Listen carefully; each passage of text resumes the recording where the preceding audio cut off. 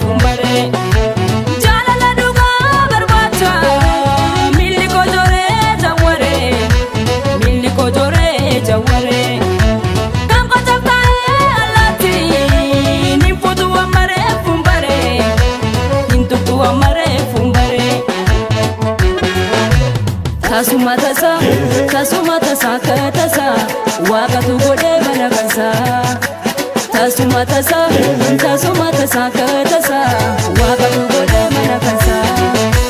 Lakki amonaatu qalbiin sin cabini sin jaalla onneerra jaalala dhugaani guutummaa onneeku ani siif kenneera kan biraa hin fedhu ni yaadin adara. Lakki amonaatu qalbiin sin cabini sin jaalla onneerra jaalala dhugaani. Eenyutu ofirratti qabu kan waaqni jedhee harkaan ta'u.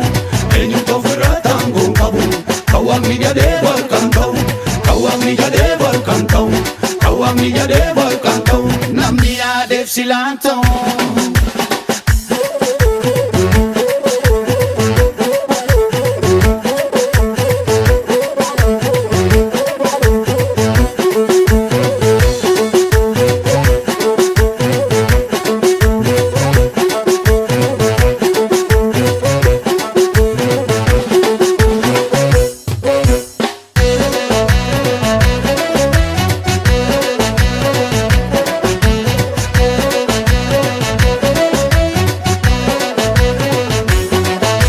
Onneen koo kaleessa miidhamtus godhoon jaalala koo hiikamtus obsee fi dhoksee naarra gahee kadhaa koos rabbiin na dhagahee.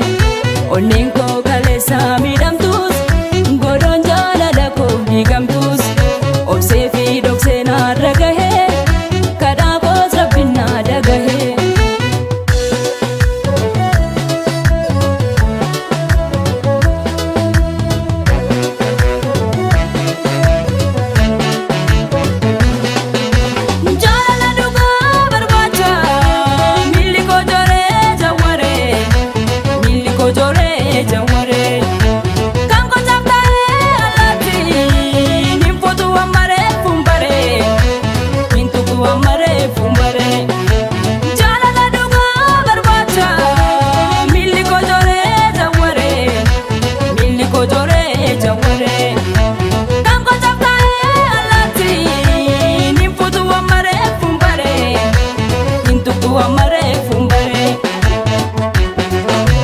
Tasuma tasa katasa waaqatu godhee mana kansaa.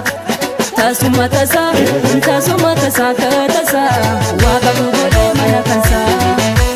Lakki amonaatu qalbiin sin cabini sin jaalla onneerra jaalala dhugaani guutummaa onneeku ani siif kenneera kan biraa hin fedhu ni yaadin adara. Lakki amonaatu qalbiin sin cabini sin jaalla onneerra jaalala dhugaani. Eenyutu ofirratti qabu kan waaqni jedhee harkaan ta'u. Eenyutu ofirratti qabu kan waaqni jedhee harkaan ta'u. Kan waaqni jedhee harkaan ta'u. Kan waaqni jedhee harkaan ta'u. Namni yaadeef silaan ta'u.